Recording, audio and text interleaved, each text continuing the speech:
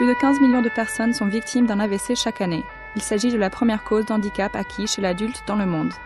Un AVC survient toutes les 2 secondes. Un AVC se produit lorsque le flux sanguin est brutalement interrompu dans une partie du cerveau, à cause d'un caillot qui bloque une artère et provoque une ischémie cérébrale, ou à la suite d'une hémorragie. En fait, j'étais à la maison. Après un effort physique, j'ai commencé à avoir une perte du champ visuel latéral. Donc en fait, je mettais mes mains là, je les voyais, je les mettais là, je les voyais plus.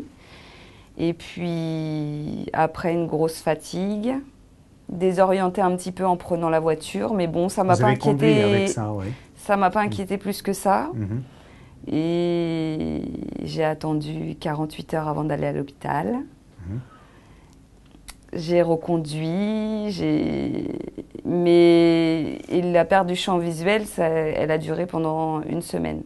Mais j'ai eu que ça et mal de tête et fatigue. Vous saviez ce que c'était un accident vasculaire cérébral ou... Non. Non. Vous connaissiez les premiers signes d'un accident vasculaire cérébral? À l'époque non plus, non. Enfin vaguement, c'était pas un sujet auquel je m'intéressais particulièrement.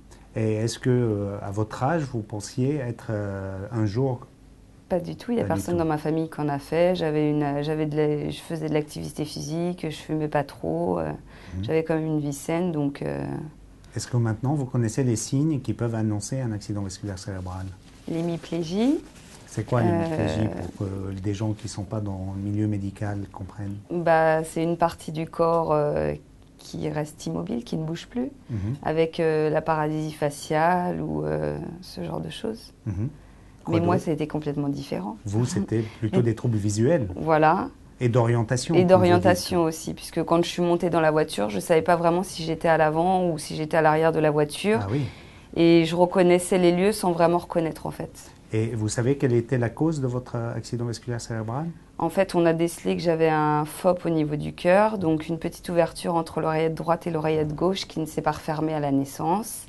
Et en fait, un anévrisme s'est formé avec les années et s'est décroché pendant l'effort. Et maintenant, aujourd'hui, est-ce que vous gardez des séquelles de cette attaque cérébrale? Pas du tout. Tous les jours, je jouais avec mon ergo, là. Oui. Tous les jours. Vous gagnez un peu plus? De plus en plus. Alors qu'avant, ce n'était pas possible de avant, vous mettre debout, debout et d'aller aux toilettes. Maintenant, vous pouvez le faire. Vous avez un message comme ça à passer pour mes patients qui se découragent, qui disent c'est long. Quel est votre message? Il ne faut pas désespérer surtout. Oui. La vie est belle. Ça, et bien. Il faut y aller, Parce que parfois on tombe sur des gens qui disent « Ah, si ça ne récupère pas, c'est foutu, c'est le fauteuil roulant. » Mais si, c'est possible. Oui, voilà. Tous les jours, c'est possible. Tous les jours. Moi, je vois autonome vis-à-vis des personnes qui vous aident, il faut leur faire confiance et surtout leur dire je vais essayer de m'en sortir avec vous. Et il faut qu'il y ait quelqu'un qui vous accompagne et fixer des objectifs avec la personne qui vous accompagne, soit le kiné, soit l'ergo, soit vous, docteur. C'est ça. T'as qu'à faire. Et une fois que vous avez confiance dans ces personnes qui vous entourent et que vous êtes bien entouré, avec ma femme, par exemple, il faut qu'on sente qu'il y ait une chaleur et puis qu'on vous pousse un petit peu aux fesses, parce que des fois, le matin, vous dites il faut se lever, qu'est-ce que j'en ai marre, et puis ça bouge pas, et puis ça bougera pas, et puis... ça bouge. Et puis, des fois, l'ergo, elle vient, et puis elle commence à faire des étirements, et puis quand elle sort, je dis, elle est bien, cette fille-là.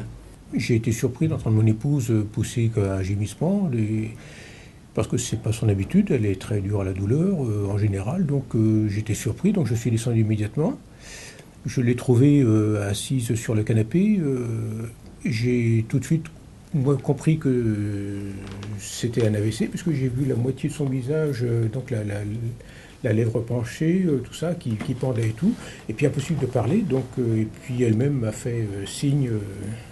m'a fait comprendre à sa façon que d'appeler le 15, donc ce que j'ai fait immédiatement. Vous aviez mal? Non, je n'avais Vous pas. gémissiez parce que vous pouviez pas... Je voulais l'appeler.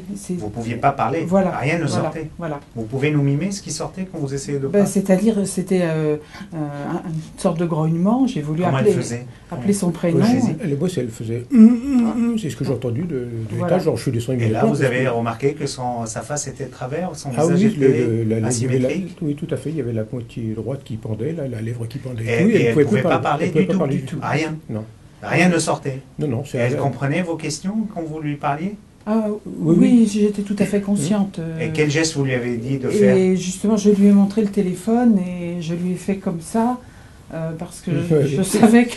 Et là, vous avez compris J'ai ce qu'elle compris faisait? oui, tout à fait. Qu'est-ce qu'elle voulait dire? Qu'elle voulait que j'appelle le 15. Et là, vous avez fait le diagnostic ou Ah pas ben tout moi, à fait? pour moi, c'était ma conclusion, mais j'en étais pas sûr. Mais pour moi, ça ressemblait vraiment à un AVC d'après ce qu'on entend dire de droite et de gauche. Ah oui, c'est ça. Et là, vous avez appelé le 15. Ah oui, immédiatement. Et Oui. vous êtes arrivé rapidement chez nous, à l'hôpital? C'est-à-dire que oui, les pompiers sont arrivés vraiment dans les 5 minutes, le SAMU 10-12 minutes après, et eux, ils ont pris la décision de m'emmener ici, donc en hélicoptère, parce que si on avait pris une ambulance, il m'aurait fallu 1h30 de route à peu Parce que près.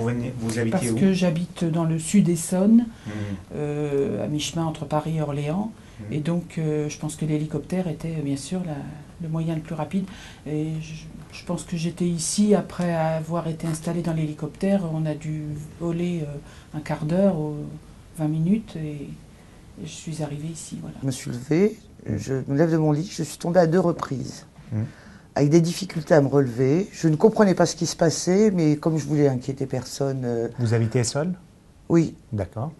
J'ai descendu un étage, parce que j'habite au premier étage. J'ai pu descendre, je me suis chaussée, je suis retombée. Et là, il fallait que je prenne ma voiture pour emmener ma fille à la gare qui habite pas loin, et c'était à 5 minutes. Bon, ma fille m'a vue, elle a trouvé que j'avais une voix bizarre, et elle m'a dit j'appelle les pompiers. Donc j'ai engueulé ma fille. En disant... Tu m'embêtes, j'ai plein de boulot, je te dépose, je vais me préparer parce que je n'étais pas habillée pour aller bosser. Et puis je vais bosser. Elle me dit pas question, j'appelle les pompiers. Donc j'ai une fille têtue et efficace avec sa mère. Vous merci. Oui, je lui ai dit. Et donc les pompiers arrivent et elle appelle, ma fille appelle aussi un de ses oncles, un de mes frères qui est médecin.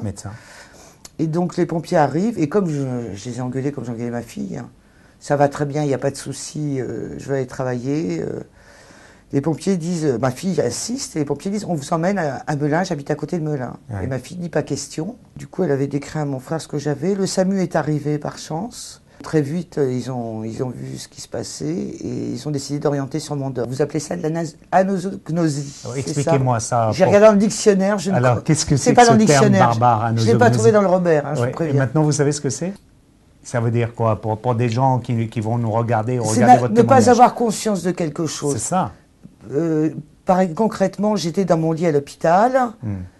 On me disait, je croyais comprendre que j'étais paralysée du côté gauche. Et je disais non, ça va bien. Par contre, je regardais ma main. Je regardais ma main. Elle ne bougeait pas, la main. Elle ne bougeait pas. Elle était comme ça. Et là, je me disais, c'est quoi? C'est pas moi. Il y avait un truc d'étrangeté, quoi. C'est ça. Là, j'avais conscience de cette main parce que je la voyais. Oui. Mais la jambe, pas du tout. Et vous disiez que c'est pas la mienne, même. Vous me disiez, voilà, c'est une main étrangère. Ouais. C'est pas à moi, ça. Ouais. Alors après, j'ai fait tous les exercices qu'on m'a demandé. Bah, oui. On vous a embêté pour ça. Non, mais j'ai été très appliquée. J'ai jamais été inquiète. Et je me suis dit, c'est peut-être ça, la nasognosie. Je n'ai jamais été inquiète de l'avenir. Bah oui. Vous vouliez rentrer chez vous?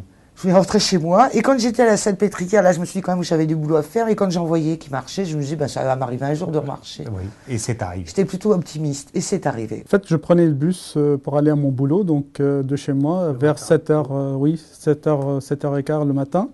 Donc, arrivé à la gare RER chez moi, en descendant du bus, il y a le parapluie qui est tombé.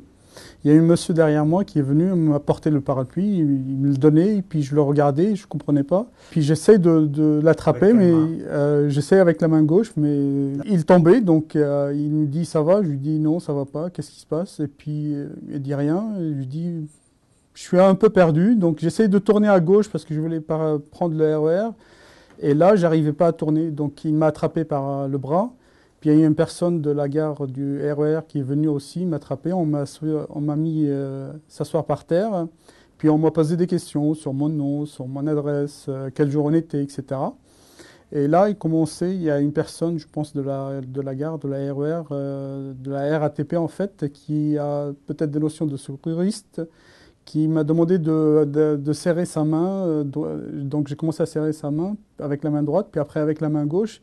Et j'ai l'impression qu'elle a bien compris qu'il n'y avait pas beaucoup de... Je ne comprenais pas ce qui se passait autour de moi. Je n'étais pas conscient. Je prenais le bus et le métro tous les jours, à la même heure d'ailleurs. En fait, ce qui s'est passé, j'ai eu une valve mécanique et je prends de anticoagulant qui permet de fluidifier le sang.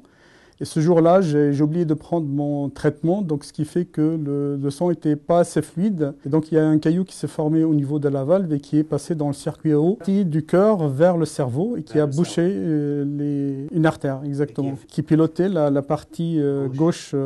En fait, l'accident, je l'ai eu vers 7h30, donc les pompiers sont arrivés, on m'a amené, j'étais vers 9h ici à l'hôpital. Donc en peu de temps, en moins de 2 heures, donc j'ai été traité.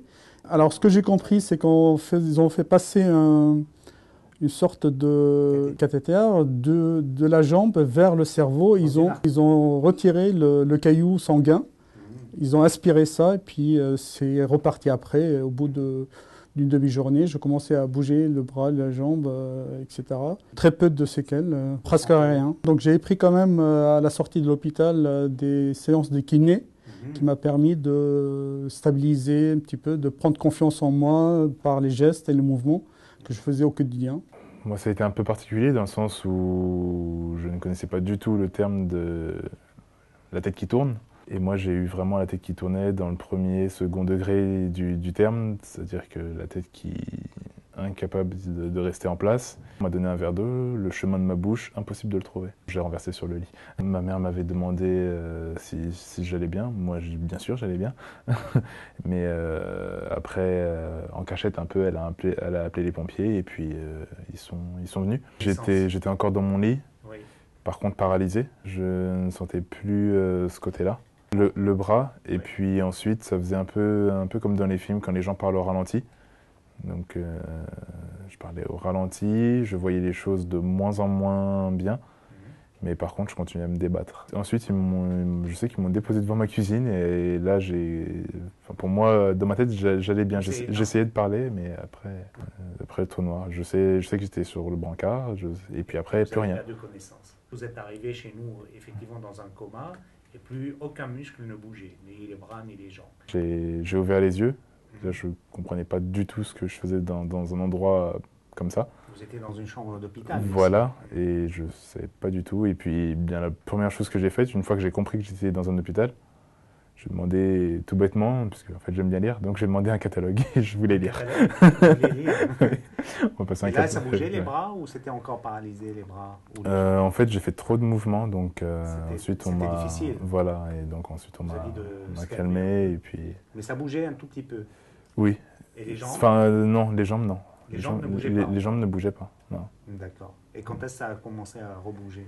Bien, j'ai tenté une fois de sortir de mon lit, alors que je n'avais pas le droit. Vous êtes tombé?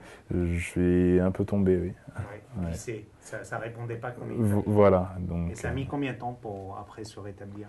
Une semaine et demie. Une semaine et demie, j'ai appris à marcher, enfin j'ai réappris à marcher. Et puis après, ça s'est remis en place petit à petit. Malgré par contre qu'il restait le problème de langage et la paralysie. C'est pas vraiment une paralysie puisque j'arrivais un peu à bouger mais pas tellement sur le visage et le bras un peu. Quels que soient des âges différents, des causes différentes, des gens qui ont des problèmes du cœur, d'autres qui ont des problèmes d'artère, d'autres on n'a pas trouvé la cause.